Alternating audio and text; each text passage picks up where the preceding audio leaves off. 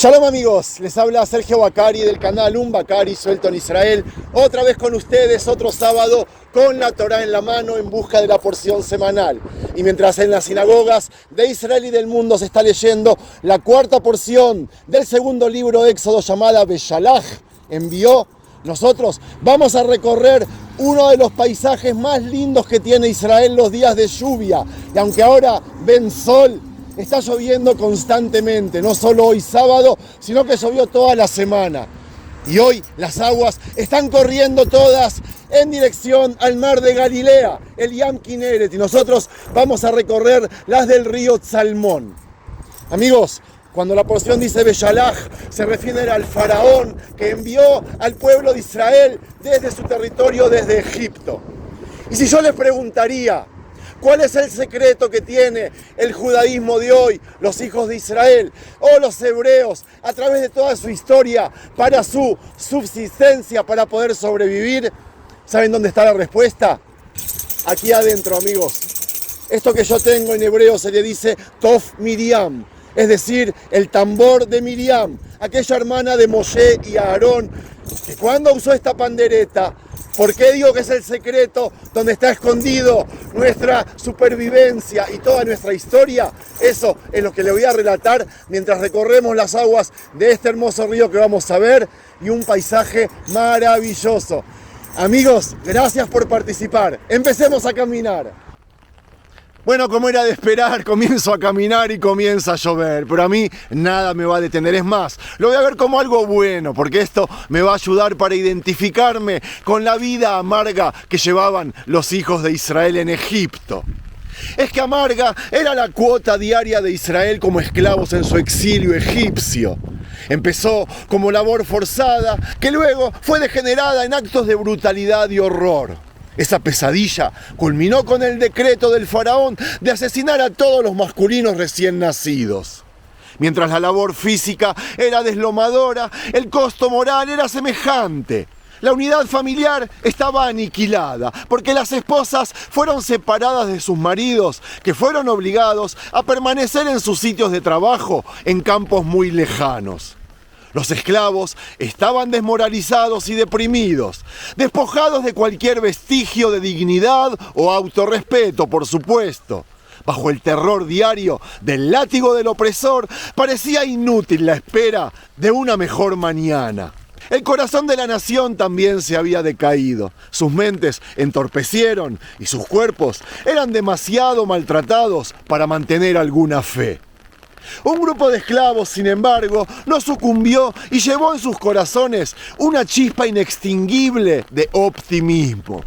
Ellos retuvieron su dignidad humana, continuaron creyendo en una vida buena, animando a sus familias diariamente con una fuerza sobrehumana, y así permanecían seguros que sus oraciones se contestarían. Ese grupo de esclavos, amigos, era el de las mujeres de Israel. ¿Cómo lo lograron?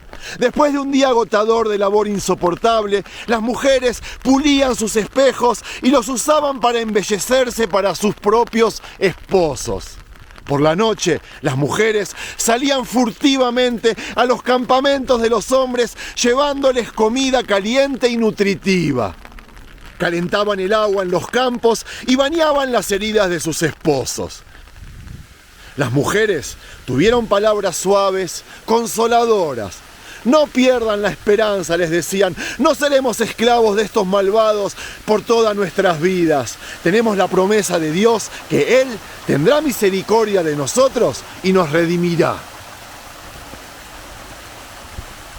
Mientras seguimos apreciando este hermoso paisaje y el ruido, el sonido de estas hermosas aguas que corren, nos preguntamos cómo estas mujeres hebreas descubrieron sus reservas de esperanza ante una situación tan desesperada, ¿verdad?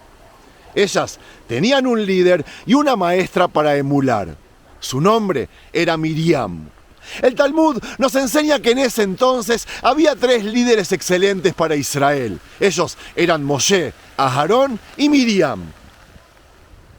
Mientras Moshe y Aarón eran los líderes para todas las personas, Miriam era la maestra de las mujeres y ella enseñaba con el ejemplo.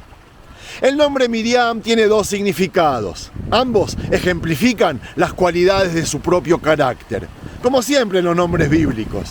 El primero, de la raíz hebrea mar, que significa amargura. Miriam estuvo en el momento en el que la opresión del desierto había llegado a tocar fondo. Nació en el peor período de la opresión del exilio. Miriam sintió desde el día que nació la amargura y el dolor de su pueblo. Sus más tempranos años fueron formados por la dolorosa realidad del exilio. Dando testimonio de los asesinatos y del tormento, ella oró con sus hermanos mientras rezaba incesantemente sus plegarias, esperando más allá de la esperanza un futuro mejor. Miriam se expuso personalmente a los decretos del malvado faraón, nos cuenta el Talmud, y nadie podría entender bien la amargura del destierro mejor que esta mujer Miriam. El otro significado del nombre Miriam es rebelión, de la raíz Meri. A pesar de nacer en el período más difícil de la opresión, Miriam, como todos saben, se rebeló en su más temprana edad contra la mentalidad del esclavo que había invadido a su pueblo. Aunque Miriam sentía un agudo dolor, no se cayó, no se rindió al temor o a la desesperación, nunca. Ella se expuso a la crueldad sin rendirse a la corrupción moral o a la apatía. Valientemente guardó vigilancia de la fe en la promesa de una redención. Esa, amigos, era Miriam, la madre de la rebelión. Todo comenzó cuando Yochebed, su madre, no pudo ocultar más al bebé recién nacido. Lo colocó en una canastita y la liberó en la orilla del río. Miriam siguió su rumbo para ver lo que sucedería. Ella sentía el dolor y amargor de su hermano, que era llevado fuera de su familia. Pero al mismo tiempo, ella estaba llena de espíritu de rebelión y no sucumbiría a la desesperación. Ahí, en las aguas del Nilo, estaba naciendo la mejor de las virtudes de la profetisa Miriam. La calidad dual de sentir, por un lado, la intensidad del dolor, mientras se rebelaba con su mente, dirigiendo a Moshe, al bebé, a su salvación. Ella descubrió en ese instante su fe y sintió un profundo anhelo. En el bosquecillo de los arbustos, Miriam vigiló de cerca la vida de su hermano.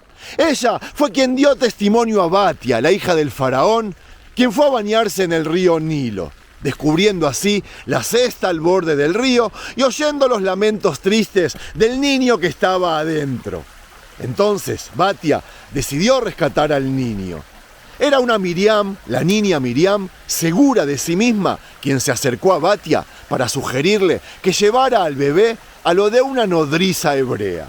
Sin que Batia sepa, Miriam devolvió a Moshe a su propia madre. Moshe entonces permanecía en su casa mientras absorbía una nutrición espiritual crucial en esos años tiernos hasta que fue destetado. Y solo después de estar provisto con el amor de sus padres y las enseñanzas, fue transferido al palacio real para empezar su papel como líder y como redentor. Miriam estuvo allí, de pie en la orilla del Nilo, como si todo el futuro de su nación dependiera del destino incierto de ese niño que flotaba en esa pequeña cesta, en ese gigantesco río. A partir de ese momento, nunca más le faltará fe en la redención de su pueblo. Como líder de las mujeres, Miriam inculcó esta cualidad en sus corazones doloridos y fue esta cualidad la que dio por resultado que las mujeres virtuosas fueran las proveedoras de aquella redención.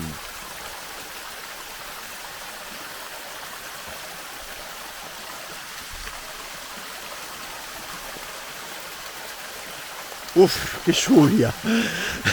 Amigos, pasó el tiempo y en esta porción estamos ahora, después de muchas décadas. ¿Dónde?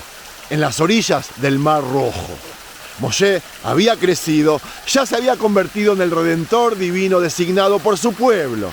Dios había enviado las 10 plagas para castigar la crueldad de los egipcios y librar a su pueblo de la opresión. Israel se marchó triunfal de Egipto. Luego, Dios dividió el mar milagrosamente, salvando así a su pueblo y ahogando a sus enemigos, hasta que finalmente, después de centenares de años en el exilio, sus enemigos habían quedado absolutamente frustrados y los hebreos experimentaron una salvación completa, milagrosa. La prueba que tuvo que pasar Israel en Egipto había terminado. Su servidumbre se había acabado y su redención era palpable. Para muchos, el milagro de las aguas fue el episodio más espectacular que había vivido el pueblo hasta aquí. Para mí fue otro, y es el que comenzaría ahora. Estando de pie en las orillas del Mar Rojo, Israel, bajo la dirección de su líder Moshe, empezó a cantar Shirat Hayam, una canción que expresa su gratitud y agradecimiento a Dios. Y cuando Moshe y su nación concluyeron su canción, pasó algo inexplicable. Y Miriam, la profetisa, la hermana de Aarón, tomó una pandereta en su mano y todas las mujeres siguieron con las panderetas bailando. Y Miriam les contestó: «Cantémosle al rey». Moshe y los hombres cantaron su canción. Y fue ahí cuando Miriam y las mujeres subieron para cantar la suya. Los hombres cantaron con sus voces, pero la canción de las mujeres estaba compuesta por la voz, las panderetas y un baile. Los corazones de las mujeres estaban llenos de una gran alegría y su canto era mucho más completo. Y ustedes, amigos, se deben preguntar cuál fue la contribución de la mujer cantando. ¿Por qué Miriam y las mujeres cantando superaron a los hombres? Amigos, ahora me quiero centrar en la pandereta. ¿Se preguntaron alguna vez de dónde las sacaron? Les voy a contar. Las mujeres virtuosas de esa generación estaban tan seguras que Dios haría milagros para su pueblo, que de antemano prepararon panderetas y bailes. Esto es una locura. Presten atención, amigos. Cuando los hijos de Israel dejaron Egipto, salieron apresuradamente, tan a las apuradas que ni siquiera pudieron terminar la cocción de su pan. ¿Qué entendemos de esto? Que las mujeres no se preocuparon por el sustento físico. Ellas estaban seguras de que Dios era el que lo iba a proporcionar. Ellas vivieron una dimensión más alta, más allá de la realidad natural. A pesar de su prisa, las mujeres se tomaron el tiempo para preparar, bien de antemano, algo que sentían sería esencial. Después de centenares de años de amargo exilio, después de dar testimonio de actos de barbarismo absoluto, después de ríos de lágrimas por el despojo de los bebés de sus brazos, después de ver a sus niños cementados vivos en las paredes de ladrillos para llenar las partes perdidas. ¿Qué prepararon estas mujeres mientras aún trabajaban como esclavos en Egipto? ¿Qué pasó por las mentes de estas mujeres que habían visto la aflicción más allá del punto de la decadencia humana? ¿Qué pasó por los corazones de estas mujeres, perforándolos y con demasiada angustia para sondear? ¿Qué hizo que sus estropeados, cansados y torturados cuerpos vencidos soportaran Egipto? Las panderetas, amigos, los instrumentos con los que cantaban y alababan a Dios por los milagros que supieron que vendrían. Atrapadas en la miseria, las mujeres jamás perdieron su visión, lamentando más profundamente que cualquiera que sus niños fueran asesinados, y con su sensibilidad femenina y la de sus colegas masculinos pudieron, las mujeres, encontrar la fuerza para fortificarse y no perder la esperanza. Las mujeres habían encontrado el espíritu de Miriam en cuanto a rebelión. Ellas se rebelaron contra la depresión que habría sido natural en tales circunstancias. Ellas se rebelaron contra la apatía, se rebelaron contra la desesperación. Y en su agonía, las mujeres prepararon las panderetas.